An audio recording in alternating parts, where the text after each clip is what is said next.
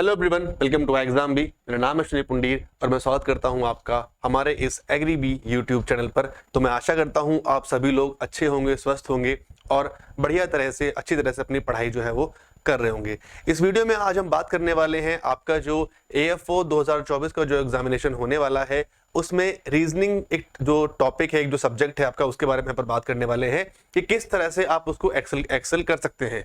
कई लोग ये वीडियो देखकर सोच रहे होंगे कि अभी तो बहुत टाइम है हमारे पास, अभी इतनी जल्दी से क्यों हम AFO के बारे में बात कर रहे हैं, अभी तो बहुत चीजें हैं आने के लिए, बहुत सारे एग्री एग्जाम्स हैं, उससे पहले नाबार्ड है, बहुत चीजें हैं, AFO क्यों? तो इन सभी सवालों का जवाब आपको इस वीडियो में मिल जाएगा। ठीक है, स्टार्ट करते हैं इस वीडियो को। तो ये देखिए आप, टेंटेटिव कैलेंडर जो है IBPS का 2024-25 के लिए वो जारी हो चुका है।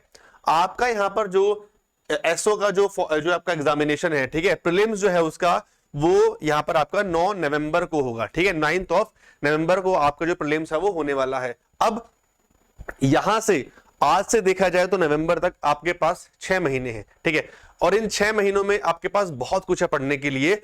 आपके पास इंग्लिश है, रीजनिंग है, क्वांट्स है, प्लस आपका मेंस का पूरा सब्जेक्ट है। ठीक है, अब लेकिन आप मेरे को बताओ, अब ना हम सभी लोग जो हैं, कुछ लोग अभी ये वीडियो जो देख रहे होंगे वो अभी ग्रेजुएशन में कर रहे होंगे या उन्होंने इसी साल अभी जो है तैयारी करनी स्टार्ट की होगी। सब लोग अपना मेंस का आराम से पढ़ रहे होंगे कि यार मेंस पढ़ेंगे, मेंस पढ़ेंगे, मेंस पढ़ेंगे। बट मेंस तक पहुंचने के लिए जो प्री वाला जो पार्ट है ये आपको निकालना बहुत जरूरी है, और प्री जो है वो इतनी आसानी से नहीं निकलता है। ठीक है, अब कुछ लोग बोलेंगे कि कितनी कट ऑफ जाती है, 6, 7, 8, 9, है ना, लेकिन वो भी जो एक आपका मिथ है वो मैं आप यहां पर आपका जो है वो दूर करने वाला हूं। ठीक है, तो एक बार जरा देख लेते हैं जो हमारा पैटर्न क्या रहता है। पैटर्न रहता है जी हमारा ये, ठीक है, ये हमारा पैटर्न है। आप देखिए, इंग्लिश है आपका, रीजनिंग है, क्वांट्स है, 50 क्वेश्चन 50 क्वेश्चन 50 क्वेश्चन। इंग्लिश आपकी 25 नंबर की आती है, रीजनिंग 50 नंबर की, क्वांट्स आपकी 50 नंबर की। इस बार जो आपकी कट ऑफ जो गई है, ठीक है, वो आपकी 7 या 8 गई है आई थिंक, है ना, रीजनिंग वाले पार्ट में। इंग्लिश में भी आपकी इतनी गई है, क्वांट्स में भी आपकी मतलब यही 10, 9, 8 इतनी गई है। लेकिन इस बार ट्विस्ट क्या हुआ है, इस बार खेल क्या हुआ है, जो आपकी ओवरऑल कट ऑफ गई है ना वो आपकी गई है 36 पॉइंट समथिंग, है ना, इस तरह से आपकी जो कट ऑफ गई है। अब मैं इनको अगर जोड़ने ही बैठता हूं तो अगर आप सिर्फ कट ऑफ के लिए अगर जाएंगे तो आप ओवरऑल कट ऑफ तो आप तब भी पार नहीं कर पाओगे ना। मेरी बात समझ रहे हो? आपको क्या लगा कि रीजनिंग में यार 2 पजल करनी है, करके मैं निकल जाऊंगा, ऐसा नहीं होता। ठीक है, ऐसा नहीं होता। तो इस बार जो आपका एग्जाम है वो आपको पूरा एक स्ट्रेटेजी से, पूरे एक तरीके से आपको लेकर जो है वो चलना है। और रीजनिंग का मैं टॉपिक जो मैं आपके लिए क्यों लेकर आया हूं कि रीजनिंग में आपको स्पेशली क्या कर सकते हैं, रीजनिंग एक ऐसा टॉपिक है जहां से आप इस अपनी कट ऑफ को ना सिंगल हैंडेडली आप इसको पार कर सकते हैं अगर आप इसमें अच्छा करते हैं। तो बहुत से लोग डरते हैं रीजनिंग से कि पजल आती है, सिटिंग आती है, ये सब आता है, बट परेशान होने की बात नहीं है। इस बार बहुत अच्छे से मैं आपकी रीजनिंग को जो है वो कवर आपकी कराने वाला हूं। ठीक, तो कोई भी सेक्शन को पार करने के लिए आपको ना बहुत सारी चीजें, मतलब कोई भी एग्जाम को अगर पार करना है, कोई भी आपको सेक्शन पार करना है, आपको बहुत चीजों की जरूरत होती है। पहला जो इंपॉर्टेंट स्टेप है वो है आपका सिलेबस। ठीक है, पहला हो गया आपका सिलेबस। दूसरा है कि प्रीवियस ईयर में चीजें आपकी किस तरह से आई थी। ठीक, तो अगर आपको सिलेबस का आइडिया हो गया है, आपको सिलेबस को पता है, तो अच्छे से अपनी तैयारी को कर सकते हैं। टाइम आपको लग रहा है कि 6 महीने में, बट आपको इन चीजों को में एक्सेल करने में ना, तो आप 36 आपकी कट ऑफ लास्ट टाइम गई है, तो उस बार आप कुछ नहीं मानोगे, तो 36 से तो आप कुछ नंबर ऊपर के ही मानोगे, 40 मानोगे, 42 मानोगे, 40 भी अगर आप मान के चलते हो, 3 सब्जेक्ट हैं तो कम से कम 15-15 नंबर तो एक में टारगेट करो ना। अगर आप बराबर भी लेके चल रहे हो तो, अगर आप बराबर भी लेकर चल रहे हो तीनों सब्जेक्ट को, और ऐसा नहीं होता, हर स्टूडेंट की अपनी अपनी जो मास्टरी होती है ना, वो मतलब हर इंसान जो है हर सब्जेक्ट में अलग एक्सेल करता है। एक किसी की इंग्लिश अच्छी होती है, किसी की क्वांट्स अच्छी होती है, किसी की रीजनिंग अच्छी होती है। तीनों चीजों को आप बराबर साथ लेकर कभी चल भी नहीं पाओगे, बहुत दिक्कत होती है। तो आपको एक ना एक सब्जेक्ट जो है ऐसा पकड़ना पड़ेगा जिसको आप अच्छे से लेकर मतलब जिसमें आप अच्छा स्कोर करके बाकी दोनों को आप ठीक कर सको। ठीक है, तो अगर मैं बात करूं सिलेबस की, है ना, इस पूरे पार्ट की, तो देखो मैंने यहां पर 2 चीजें लिखी हैं। एक लिखा मैंने अदर टॉपिक्स, एक लिखा मैंने पजल। तो अब आप देख लो कि कितनी बड़ी ये चीज है कि बाकी सारे टॉपिक एक तरफ और पजल आपका एक तरफ, और अब इनमें डिफरेंशिएट क्या मैं आपको दिखा दूं। अदर टॉपिक्स में आपको ये सारे टॉपिक पढ़ने हैं, है ना, और सिर्फ पजल में आपको सिर्फ इतना पार्ट करना है। क्योंकि अगर मैं इस बार की बात करता हूं, जो लेटेस्ट वाला जो पैटर्न है, जो हमारा एग्जाम है, कुछ भी नहीं भैया, आपके 50 में से ना 20 से 25 नंबर जो है यहां से आते हैं। ठीक, और आपके 20 से 25 नंबर जो है वो आपके यहां से आते हैं। ये आपका दोनों पूरा पूरा पूरा का पूरा वेटेज जो है वो बराबर है। तो कई लोग बोलेंगे सर मैं क्यों ना बस खाली ये वाला पार्ट कर लूं और बस 25 में से 25 मेरे नंबर आ जाएंगे, कट ऑफ मेरी क्लियर होगी और मैं ओवरऑल कट ऑफ भी क्लियर कर दूंगा। नहीं, ऐसा नहीं होता, इतने आसान चीजें नहीं है। दोनों चीजें आपको जो है पढ़नी पड़ेगी, ठीक है, दोनों चीजें आपको पढ़नी पड़ेंगी। हाँ, अगर मैं सेक्शन वाइज कट ऑफ की बात करूं तो 2-3 नंबर ही ऊपर नीचे होता है, वो उसमें ज्यादा डिफरेंस नहीं आएगा, बट मुझे ओवरऑल कट ऑफ भी लेकर चल रही है, समझ रहे हो आप, हमें यहाँ पर जो है ओवरऑल कट ऑफ भी लेकर चल रही है, तो उसके बारे में भी हम चीजें यहाँ पर देखेंगे। अब आप देखो भाई, है ना, आप बोलोगे कि सर मैं आज से ना पजल लगानी स्टार्ट करता हूं। पजल मैंने लगाया, ठीक, 3 पजल मैं एग्जाम में करता हूं, वो पजल सेटिंग दोनों अगर मैं करता हूं, 3 में मेरे 15 नंबर आ गए और ये मेरा हो गया, है ना। वहां पर जाकर अगर कुछ ऐसी पजल आ गई जिसमें आप फंस गए और आप 3 में से 2 ही कर पाए या 1 ही कर पाए, तब क्या करोगे?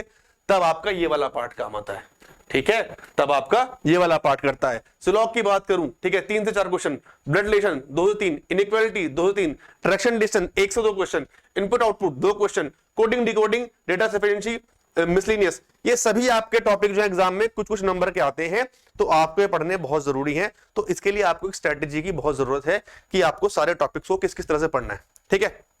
अब आपको देखो करना क्या है, आपके पास टाइम है, बहुत टाइम है, ऐसा मत सोचो टाइम है, बस ये सोचो तो टाइम में आपको सिलेबस जो है एग्जाम आने से पहले ना, मतलब कम से कम ये मानो कि सितंबर के एंड तक आपका सब कुछ खत्म हो जाना चाहिए, सब कुछ, और उसके बाद फिर आपको सिर्फ मॉक टेस्ट लगाने हैं, ये बात आप ध्यान रखिएगा। तो आपको सिलेबस को ऐसे लेके चलना है। अब आप क्या करोगे, ये वाला जो टॉपिक है ना आपका, इसको उठाओ, ठीक है, ये टॉपिक उठाया, इसको पढ़ा, अच्छे से पढ़ो, कोई दिक्कत नहीं है ना, अच्छे से पढ़ो, 2-3-4 दिन लो इसमें, इसके क्वेश्चन को प्रैक्टिस करो, ठीक।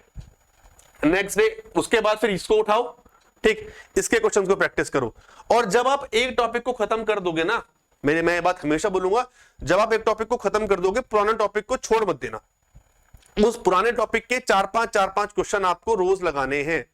जितने टॉपिक आपके बढ़ते जाएंगे, जितने कम टॉपिक पर आप रहोगे, उतने ज्यादा क्वेश्चन आपको प्रैक्टिस करने हैं, और जितने ज्यादा आपके टॉपिक होते जाएंगे, उतने ही पर टॉपिक वाइज आपको क्वेश्चन जो है कम कर देने हैं। फॉर एग्जांपल, आपने सिलॉग किया, ठीक है, ये जब टॉपिक आप पूरा खत्म कर दोगे, कम से कम 100-150 सवाल इसके आपको लगाने हैं, कम से कम बता रहा हूं मैं, एक बार में जब आपको करने बैठोगे, कितने आपने लगा लिए, बढ़िया हो गया, खत्म हुआ, ये टॉपिक स्टार्ट किया, ये स्टार्ट किया फर्स्ट डे, इसके आपने समझा, इसको किया, स्लॉग के कम से कम 20 से 25 सवाल लगाओ उस दिन, ठीक है। जब ये खत्म होगा, ठीक है, तो 10-10 इन दोनों ही कर लो, फिर इस पे आओगे तो 5-5 कर लो, और ऐसे करते करते इन टॉपिक को आप खत्म कर दो। ये मैक्स टू मैक्स आपका 1 से 1.5 महीने में आपकी चीजें जो है पूरी हो जाएंगी, ठीक है। ये क्या हो गया, 1 से 1.5 महीने में आपका पार्ट पूरा हो गया। अब क्या है, अब कुछ भी होना हो, इसमें से आप कम से कम नंबर आप ले आओगे, लेकिन हमें रिस्क नहीं लेना है।